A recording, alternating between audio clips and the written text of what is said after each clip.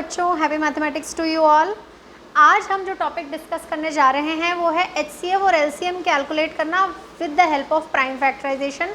और ये सब कुछ हम ऑलरेडी 6th क्लास में कर चुके हैं, लेकिन क्योंकि इस साल हमने fundamental theorem of arithmetic last video में करी थी, तो उसके एप्लीकेशंस का ये एक और टॉपिक है कि हम फंडामेंटल थ्योरम ऑफ अर्थमेटिक यानी कि फैक्टराइजेशन से कैसे HCF और LCM कैलकुलेट करते हैं। तो ये चीज़ें हम ऑलरेडी कर चुके हैं, इसलिए हमारे लिए सिर्फ एक रिवीजन है, छोटी क्लास में की हुई चीज़ें हैं। जैसे मैंने ये दो नंबर्स दिए आपको 90 एंड 144, तो HCF निकालने का एक मेथड मैं आपको लास्ट वीडियो में सिखा चुकी हूँ, लॉन्ग डिवीजन मेथड। आज हम इसे प्राइम फैक्टराइजेशन से करेंगे। तो प्राइम फैक्टराइजेशन मेथड में क्या किया जाता है, दोनों नंबर्स का अलग अलग पहले प्राइम फैक्टराइजेशन किया जाएगा। जैसे मैंने 90 का किया, सबसे पहले ये 2 से डिवाइड हुआ 45, अब 2 से नहीं हो रहा तो 3 से किया 15, फिर 3 से किया 5, फिर 5 से हुआ 1। तो इस तरह 90 का जो प्राइम फैक्टराइजेशन है उसे मैं लिख सकती हूँ 2 into 3 raise to the power 2 into 5। तो हमें इस तरह से पावर में लिख लेते हैं अगर हम अपने नंबर्स को, तो हमारे लिए कैलकुलेशन और भी ईजी हो जाती है। तो मैं आपको सजेस्ट करूँगी कि आप हमेशा इसको इसी तरह लिखें, बजाय कि 2 इंटू 3 इंटू 3 इंटू 5 लिखने के। ठीक है, तो 144 का फैक्टराइजेशन अब हम स्टार्ट करते हैं। सबसे पहले शुरू होगा 2 से, 2 7 ज़ा 2 ज़ा, फिर 2 से 36, फिर 2 से 18, फिर 2 से 9, फिर 3 से, फिर 3 से 1, यानी 144 को हम लिख सकते हैं 2 raise to the power 4 into 3 raise to the power 2।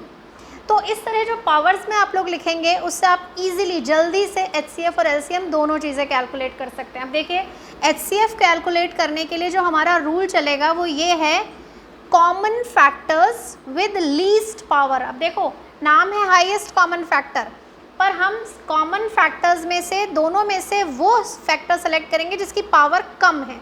जैसे कि 2 मुझे दोनों जगह दिख रहा है, लेकिन मुझे 2 के ऊपर जो पावर अप्लाई करनी है वो है 1, क्योंकि यहाँ पे इसकी पावर 1 है, यहाँ पे इसकी पावर 4 है और मुझे लीस्ट पावर लेनी है, इसलिए मुझे 2 की पावर 1 यूज़ करनी होगी। दूसरा फैक्टर जो दोनों में हमें दिख रहा है वो है 3। अब लीस्ट पावर का यहाँ कोई चक्कर ही नहीं है, क्योंकि यहाँ दोनों जगह पावर सेम है, तो हमें इसकी 3 रेज टू द पावर 2 ही यूज़ करनी है। तो HCF क्या बन गया इसका, 2 इंटू 3 स्क्वायर, यानी कि 2 इंटू 9, यानी कि 18। तो हमारे पास जो HCF आया वो है 18।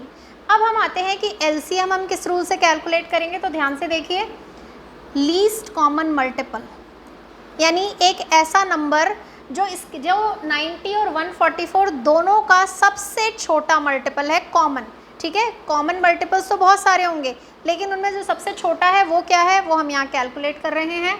तरीका है कि ऑल फैक्टर्स, जो भी पॉसिबल डिफरेंट फैक्टर्स हैं, सब लेने हैं विद हाईएस्ट पावर। नाम है least common multiple, power highest है। जैसे कि 2 दोनों में दिख रहा है, पर हाईएस्ट पावर 4 है, इसलिए मुझे यहाँ पे 4 यूज़ करना है। 3 दोनों में दिख रहा है, पर यहाँ पे कॉमन पावर ही है 2, तो वो लेनी है। इसके बाद 5 है, जो कि एक में ही है, लेकिन एक में है या 2 में है, लेना हमें है ही, तो LCM में सब फैक्टर्स लिए जाते हैं, क्योंकि 5 एक में ही है, इसलिए जो उसकी पावर है हम वही काम में लेंगे। तो ये हो गया हमारा नंबर 5। तो अब हम इसे मल्टीप्लाई करेंगे तो हमारे पास LCM आएगा 2 टू द पावर 4, 16, 9, 5, 16, 45, मल्टीप्लाई करेंगे, LCM इज 720। तो क्या पता चला, इन दोनों नंबर्स में सबसे हाईएस्ट फैक्टर जो इनको डिवाइड कर सकता है वो 18 है, और सबसे छोटा मल्टीपल जो कॉमन इन दोनों में आएगा वो है 720। तो इस तरह हम HCF और LCM एक ही स्टेप से दोनों कैलकुलेट कर सकते हैं। हमने सिर्फ प्राइम फैक्टराइजेशन किया है और हमने उससे HCF भी निकाल लिया, LCM भी निकाल लिया। अगर हमारे पास 2 से ज़्यादा नंबर होते तब भी हम यही ट्रिक काम में लेते। अगर हमारे पास 3 नंबर्स हैं, तीनों में जो कॉमन फैक्टर्स हैं वही HCF में काम में आएंगे, लेकिन LCM में हम तीनों में जितने पॉसिबल फैक्टर्स हैं सब लेंगे। हाँ, कॉमन फैक्टर एक ही बार आएंगे, लेकिन उसके अलावा जो बचेंगे वो सब यहाँ पे आ जाएंगे। तो इस तरह से हमें HCF LCM निकालना है। एक और रिलेशन है जो कि 2 नंबर्स पे अप्लाई होता है, वो रिलेशन ये है कि ये जो दो नंबर्स हैं इनका प्रोडक्ट और इनके HCF और LCM का प्रोडक्ट हमेशा सेम होता है। ठीक है, ये चीज़ हम यहाँ पे वेरीफाई करके देखते हैं और उसके बाद हम चाहें तो इसकी हेल्प से, अगर मैंने HCF निकाल रखा है तो मैं LCM निकाल सकती हूँ, LCM निकाल रखा है तो HCF निकाल सकती हूँ। पर पहले चेक करते हैं कि क्या ये हमारे लिए ट्रू है।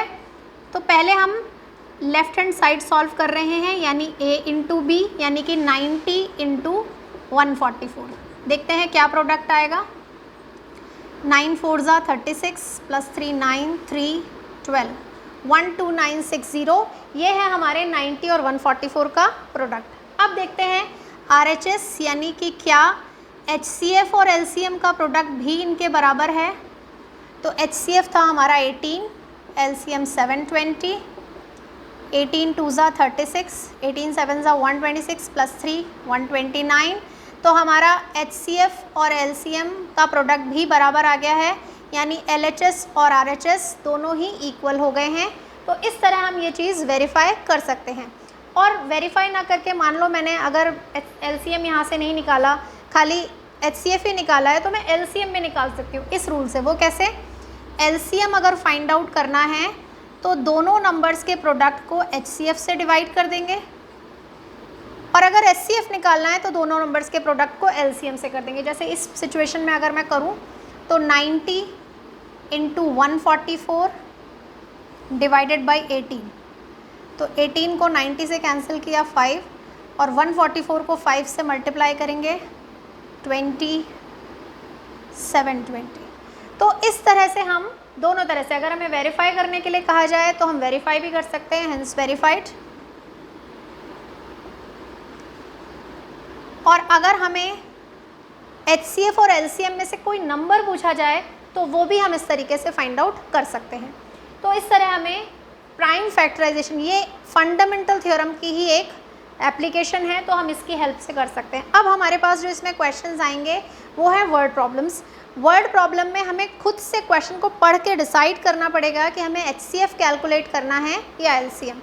तो जनरली हमने छोटी क्लास में सीखा था कि जिन क्वेश्चन में कोई हाईएस्ट, लॉन्गेस्ट, मैक्सिमम चीज़ पूछी होती है वहाँ हम HCF कैलकुलेट करते हैं, और जहाँ हमसे कोई लीस्ट वर्ड बोला जाएगा, स्मॉलेस्ट बोला जाएगा, शॉर्टेस्ट बोला जाएगा, वहाँ हम LCM करते हैं। लेकिन ये वाली जो ट्रिक है कई बार क्वेश्चंस में बड़ा कन्फ्यूजन क्रिएट कर देती है। तो इसलिए आज मैं आपको बताऊंगी कि वर्ड प्रॉब्लम को पढ़ के हम कैसे डिसाइड कर सकते हैं कि इसमें हमें HCF कैलकुलेट करना है या LCM। तो अब हम वर्ड प्रॉब्लम डिस्कस करेंगे।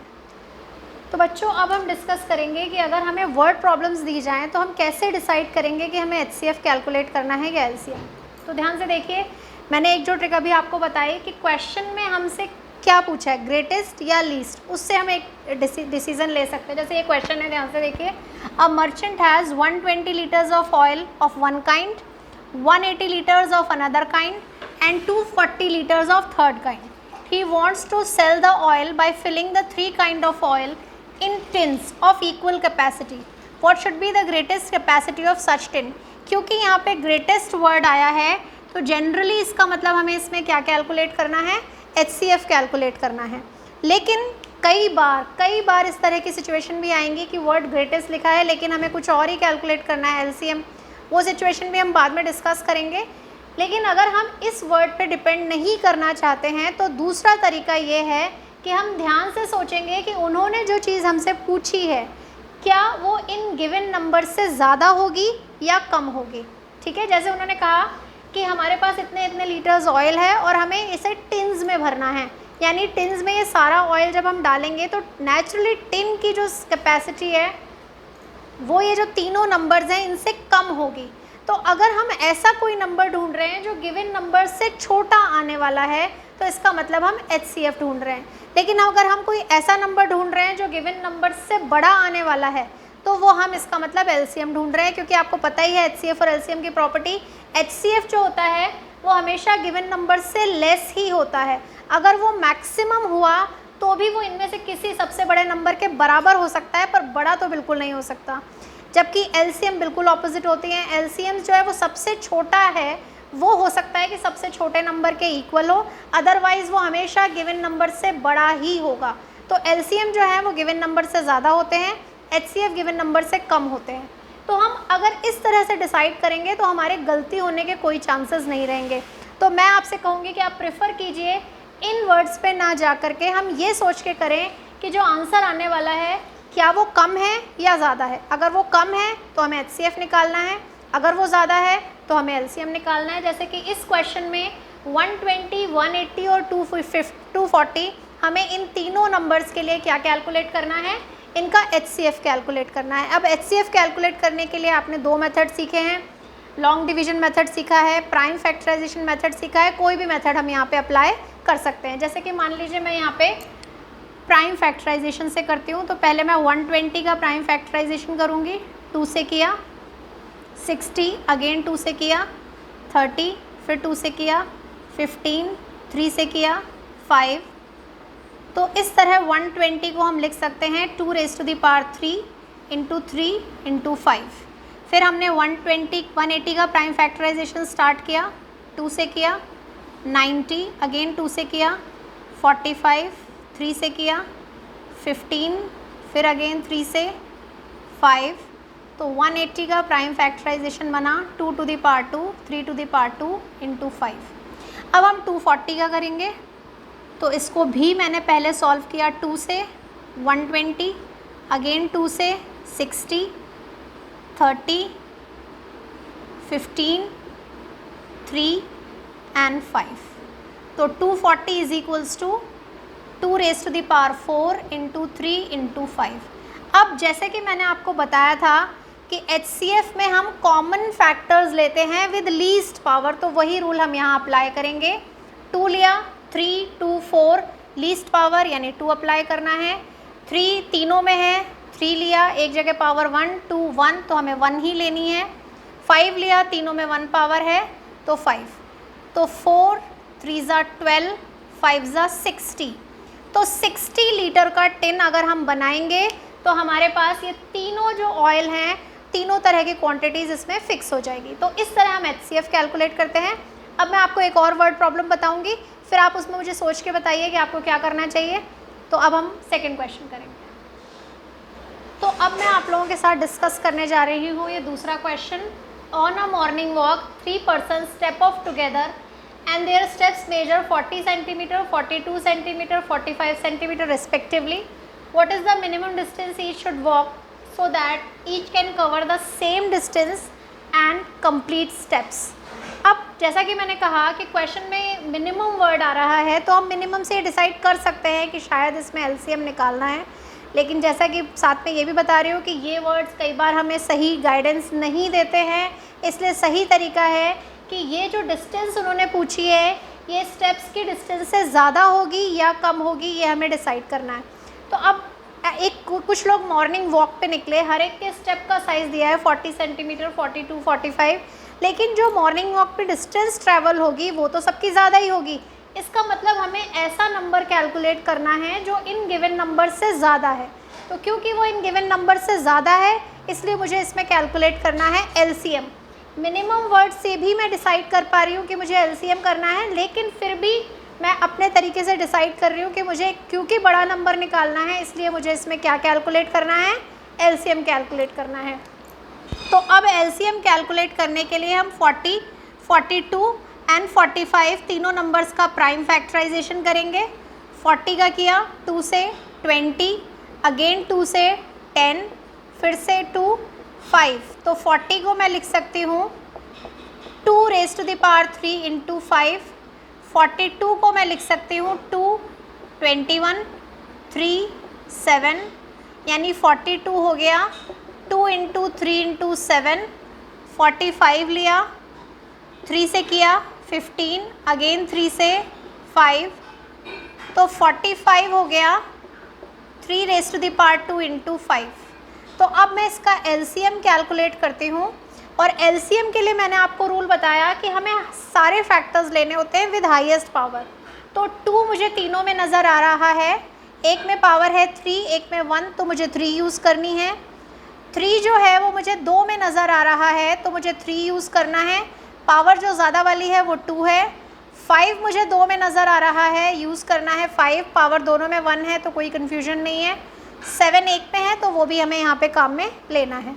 तो ये हो गया 8 × 9 × 5 × 7, 8 5 ज़ा 40, 9 7 ज़ा 63, 0 4 3 ज़ा 12, 4 6 ज़ा 24 and 1 25, 2520 सेंटीमीटर्स। सेंटीमीटर्स के लिए थोड़ा इररिलेवेंट आंसर है तो मैं इसे मीटर्स में भी कन्वर्ट कर सकती हूँ, अदरवाइज़ अगर मैं सेंटीमीटर्स में ही रखूँ तो 2520 सेंटीमीटर्स। तीनों लोग डिस्टेंस, तीनों जो लोग हैं जब इतनी डिस्टेंस ट्रैवल करेंगे तो सबके जो स्टेप्स हैं वो बराबर रहेंगे और कंप्लीट स्टेप्स रहेंगे। तो इस तरह से हम HCF LCM कैलकुलेट करते हैं वर्ड प्रॉब्लम्स में। अब जैसा कि मैंने कहा कि कई बार ये मैक्सिमम मिनिमम वर्ड हमें धोखा दे सकते हैं, लिखा कुछ और है, सॉल्व कुछ और करना है। तो अब मैं आपको एक ऐसा एग्जाम्पल करके बताऊंगी कि जिसमें लिखा तो कुछ और है और हम सॉल्व कुछ और कर रहे हैं। तो इसके बाद नेक्स्ट क्वेश्चन अब हम वो डिस्कस करेंगे। तो अब जो क्वेश्चन हम सॉल्व करने जा रहे हैं इसमें हमें फिर वही पहले से डिसाइड करना है कि HCF है या LCM। ध्यान से पढ़िए question. In a seminar the number of participant in Hindi, English and mathematics are 60, 84 and 108 respectively.